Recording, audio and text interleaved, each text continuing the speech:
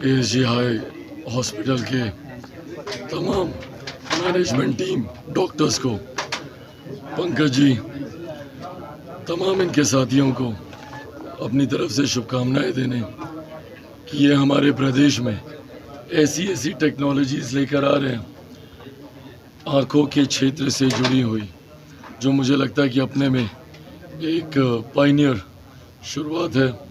मुझे नहीं लगता कि शायद इससे पहले जिस मशीन का ये जिक्र कर रहे थे, कंटोरा, जिसमें मात्र 10 मिनट में आपका आँख का चश्मा हट सकता है, तो मुझे लगता है ये टेक्नोलॉजीज़ की ज़रूरत है हमारे प्रदेश को। इसके अभाव में हम लोग देखते हैं कि बिहार वासी देश के, दुनिया के दूसरे कोने में जाते हैं अपना इलाज कराने। भाई हमारा तो एक ऐसा प्रदेश है जहाँ पे हमारे मुख्यमंत्री अपने मोतियाबिंद का ऑपरेशन तक कराने दिल्ली चले जाते हैं। तो ऐसे में जब ये टेक्नोलॉजीज़ अब बिहार में आ रही हैं तो मैं सिर्फ इनका प्रोत्साहन करने, इनको शुभकामनाएं देने यहाँ पर आया हूँ। अगर एएसजी इस टाइप का टेक्नोलॉजी ला सकती है तो पीएमसीएच नहीं लाना कहीं ना कहीं राजनीतिक महत्वाकांक्षाओं की कमी नजर आ रही है सरकार का। भाई वो विजन की कमी तो है ही। आज अगर आज़ादी के 75 साल के बाद भी हमारा प्रदेश उस तरीके से विकसित नहीं हो पाया तो ये कहीं ना कहीं विजन की कमी को तो दर्शाता ही है।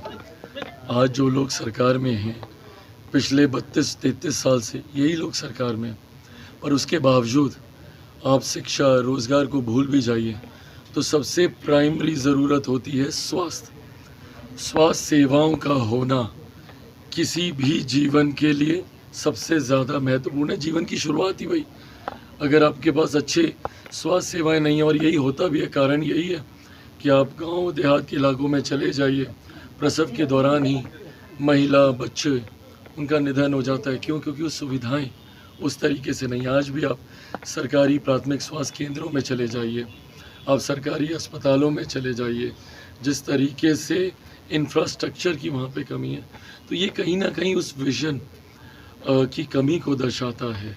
अगर वो विज़न होता, वो इच्छा शक्ति होती, तो भैया क्या कमी है बिहार या बिहारियों में।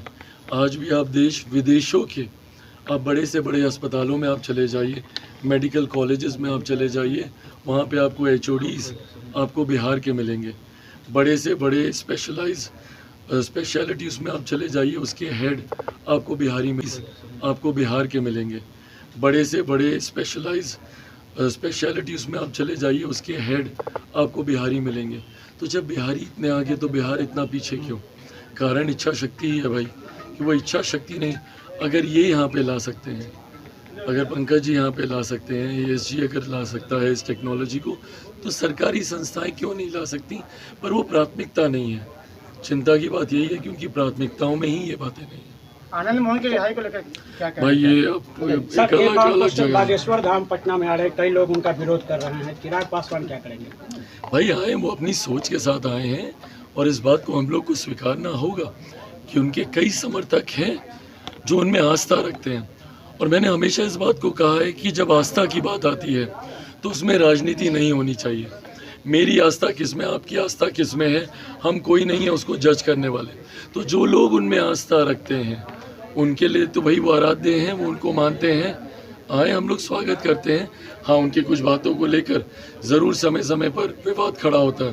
भाई 100 बात की एक बात है, देश सिर्फ और सिर्फ संविधान के आधार पर चलेगा।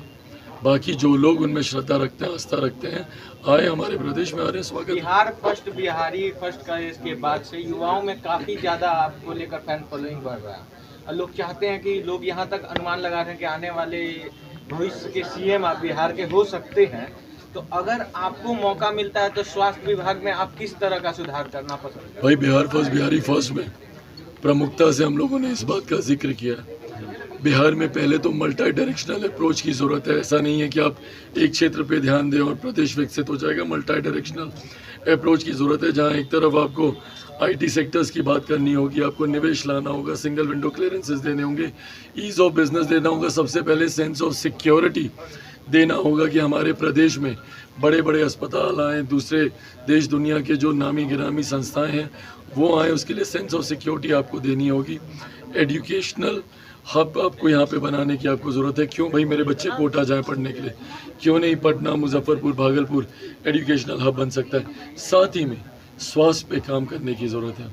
और ये एक ऐसा क्षेत्र है भाई, आज भी हम लोग देखते हैं दिल्ली में एम्स के सामने दिनों दिन तक बिहार से गए हुए लोग लाइन लगा कर खड़े रहते हैं, बुजुर्ग महिलाएं डॉक्टर से मिलने के लिए, इलाज कराने के लिए।